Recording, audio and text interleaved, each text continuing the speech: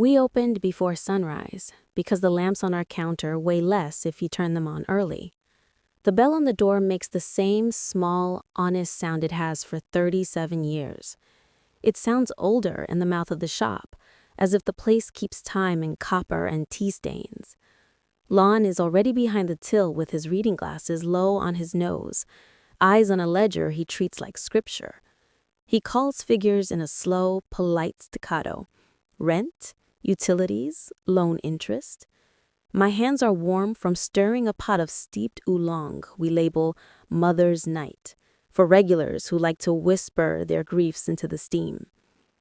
The tin arrives folded in a paper bag from a customer who said, "Found this at the market, thought you should have it back." Someone had tucked a torn recipe card into the lead. I pull it out with my thumb and the margin tells me the rest. A neat industrial stamp, an accession number pressed into blue ink the way a passport stamp sits on skin. A catalog mark, a number that smells of paper rooms and mid-century card catalogs rather than bergamot. But then the card itself, when I lift it to my face, carries a faint tide of bergamot and a colder thread of incense. My throat tightens the way it does when I hear Lan's ledger slam shut. We photograph the card on my phone. I take 3 angles, close-ups for the stamp, one with the light catching the torn edge. Lan takes the bank notice from the counter like a refutation. Foreclosure auction, 10 a.m., 7 days from now. 7 dawns. The soft clock begins. That sentence is a metronome now.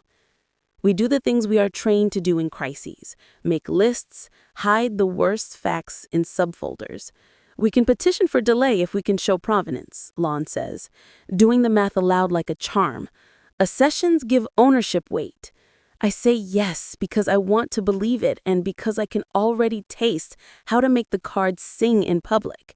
A recipe with a stamp is a story with hard corners. We sign up at the market's community board for the Dawn Brew contest, a public theater where patrons and judges taste and gossip. The contest buys us 2 things: a possible sponsor who might bridge funds, and, we hope, an archival eyeball. I bargain a jar of rare leaves with a stall holder for a lead. My hands smell of tin and bergamot when I leave. Our plan is thin: photograph, petition, win a contest. Our obstacle is thicker: a missing binder that would prove the recipe's family provenance, somewhere between our memory and the municipal stacks. The bank auditor will not be moved by stories, Lan keeps saying. I tell him that stories are the only leverage we have with the community. Outside, morning light pools across cracked pavement, and the shop sign throws a long yellow stripe. The kitchen bell rings. Regulars settle into their chairs and watch us move like a small play. We bicker about whether to call Mr. Rao, the archivist, now or later. Lan says protocol, I say warmth. The morning is full of practical choices and small betrayals. Which neighbor to trust for a copier? Which memory to surface first? I fold the recipe card back into the tin with an index finger pressed to the accession stamp like a vow. We have 7 dawns. Dawn at the market is a blinking machine. Plastic tarps open like moth wings. The electricity hums. I tie my hair up in a quick knot, and Lan pins a neat paper sign to our stall. Lian Co, family brew, 3 generations. Our booth smells like wet rope in bergamot. The tea chest clinks every time a patron leans over. The judge panel includes the retired archivist's occasional protege and a woman the neighborhood calls woo-woo who can read a recipe card like a fingerprint. We set out our ritual: water just off boil, a measured scoop, a slow pour that lets the leaves breathe. I do showmanship because the market eats spectacle. I wave a tea towel, recite the story of how our great aunt used to fold the card into pockets of her apron. People lean in. Midway through, a rival stall erupts. They fling a torn receipt, edges ragged, ink smudged, and shout that the binder was sold off during a clearance years ago. The receiver is loud enough that the judge turns. The receipt looks authoritative. It's a ragged, public performance, a torn paper as a verdict. For a heartbeat, the crowd smells of suspicion and soot. My face cools somewhere behind the steam. The soft clock ticks in my chest. 6 dawns left. Time slippage, 3 dawns on our internal calendar. Lon mutters this under his breath as he hands samples.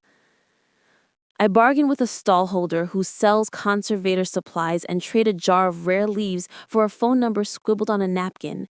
An archivist intern who still knows Mr. Rao's habits. The market is a theater of compromises. We trade objects for information, gossip for favors. The judge who inspects our card tilted to the lights and says quietly, "This stamp, where did you find it?" I show him the photograph. He recognizes the stamp style and gives a lead: small municipal cultural archive, access by petition, conservator initials often in shorthand. He doesn't vouch, but his nod is salt. The torn receipt is now a public problem. Its presence sours the air. Someone takes a video. Someone else labels it on social. Lon's jaw settles into lines. I brew again, softer, and let the bergamot breathe. I do a risky public beat, calling Mr. Rao's name into the microphone we use to announce flavors, because some things become real when they are said in front of witnesses. A few regulars clap, a few look embarrassed. Later, over a traded cup, a judge tells us the archive requires a written petition and that Mr. Rao, who recently retired after an internal scandal, doesn't answer cold requests. We need warmth, not paperwork. The torn receipt has already been weaponized. We clutch the card like a talisman. Time slippage again. Last sweep in 48 hours, Lon says, when the contest board calls the next round. His voice is low enough to be a promise and a threat. We leave with a brief interest from a patron and a phone number that might open a door. We also leave with the impression of a larger theater unfurling. Rivals who sell property, receipts that can become accusations, archives that require petition. Publicly, the world now knows we have something worth contesting. Privately, we have less than we thought. Running total, 4,600 characters, plus remaining to target, 4,600 characters. Night smells different in the archive. Dust and cold glue. I sit opposite Mr. Rao in the municipal reading room with the pot of tea I carried in a thermos like contraband.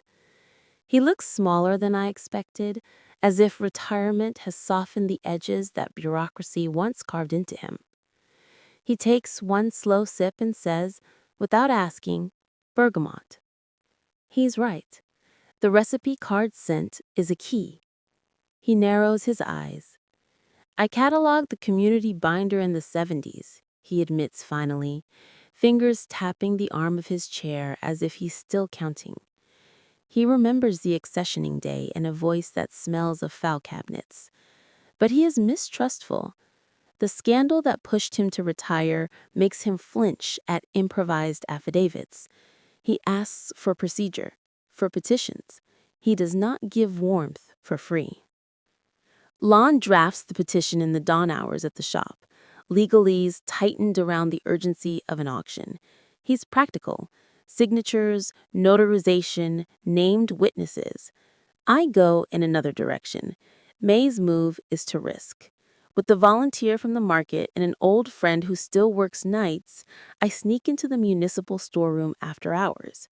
A cramped climb into the cold storage loft, the kind of place where the overhead lights have been left on too long and everything smells of paper and mothballs. My hands are raw from the ladder. We spool through crumbly index ledgers. My fingers find a handwritten entry listing the binder's shelf code and a conservator's initials. A smell of glue rises when I peel apart a brittle edge. There's the code. The same shelf that the accession number would live on. I photocopy it on a shaky machine that reparks the sheets crookedly. The photocopy is a cheap, stubborn proof. The torn receipt's shorthand appears in another folder. At first, it seems like the same accusation, but under the conservator's tiny looping initials, we decipher the notation treat est. Not a sale, a treatment estimate. The shorthand is the red herring. Someone read sold in a smudge where treat had been written. We laugh, and then we don't. Laughter here is brittle. The ledger entry is concrete, a conservation order, not destruction. We have planted our other clues, the accession stamp A, first the torn receipt B, publicly misread in Part 2, now reclassified as a conservation estimate in our hands, and here the ledger entry C. And the scent D, link the recipe to a vendor's ritual. Back at the shop, the attic storeroom where our family keeps old tins and boxes is a different claustrophobia. Cardboard, the tang of bergamot in the drawer. Lan and I confess things between the paper stacks. The family memory of a binder that used to be a community primer. The things we're willing to risk. I tell him about the night I learned to fold tea into parcels so customers could take memory home. He tells me about the loan officer who laughed. We are vulnerable. We know what we might lose. Time slippage. 2 dawns left, but it feels like a heartbeat. Auction morning has a blinding light that feels like interrogation. The bank's table is sterile. The potential buyers, some curious, some predatory, shift their weight. I stand beside Lan with a photocopy of the ledger entry folded in my pocket and the recipe card photograph saved on my phone. Mr. Rao arrives not as a specter, but as a man who understands how records can be wrong and right in the same breath. He clears his throat in front of a mediator, the kind of man who balances caution and consequence. He confirms the accession number belongs to the municipal collection and says plainly, there is a conservation order. The item was never sold, it was documented, and a sample was returned through outreach. His voice is an affidavit in public. I lay out the evidence on the mediator's table. The photographed recipe card with its accession stamp, A, the photocopied ledger entry with the shelf code, C, the bergamot scent I describe in precise sensory notes, D, and the torn receipt whose handwriting we read aloud and interpret as a treatment estimate, the red herring reinterpreted. The torn receipt is a conservator's estimate misread as proof of disposal. That single sentence reframes the spectacle from Part 2. What looked like theft was actually bureaucratic shorthand that had been weaponized. The mediator goes quiet. Mr. Rao, who risked his credibility, signs a brief affidavit promising formal verification. His signature is a public gamble. He has sacrificed his caution for an unsure justice. A community patron, one of the contest judges who had watched us brew at dawn, steps forward with bridging funds offered on the spot. It's not a salvation, just a breathing space, but it rewrites the day. The bank agrees to postpone the sale pending formal verification and a proper petition. The auction is adjourned. Lan and I stand under a light that now holds less threat. We accept compromises out loud. We will petition the archive formally and open parts of our family history for public scrutiny. Lan will put up more of the business's equity in exchange for those funds, and I will publicly tell our story in the neighborhood pamphlet, exposing family tensions I would rather keep private. The archivist risks his reputation by vouching informally. We all pay the mutual cost. In the last seconds before the crowd disperses, I let the bergamot and incense hang in the air and then step outside with Lan. We are not saved outright. The binder still needs recovery, the petition still needs signatures, the formal provenance still needs paperwork. But the community has seen us ask. The bank has seen paperwork. Mr. Rao stood up for what he remembered. Our choice to make our private grief public bought us time and community recognition. The attic and the archive are still work. So is the mercy the patron offered. Red herring reinterpretation, explicit. The torn receipt that was brandished as proof of disposal is, upon inspection of the conservator's shorthand and initials, a treatment estimate, misread and weaponized as evidence of loss. Mutual cost. On page, Lan places more of the tea house's equity into the rescue. I exchange social safety and privacy for public advocacy. Mr. Rao places his professional credibility on the line by signing an affidavit. We close the door of Lian Co. for a moment and let light slice across the counter. A tin clinks when I lift it, the bergamot lingering like an exhale. Above us, the attic window holds a smear of dawn that looks almost like a promise. The binder is a mission now, not a miracle. We have time. Enough to make petitions, enough to gather signatures, enough to coax a municipal bureaucracy into remembering an old, imperfect kindness.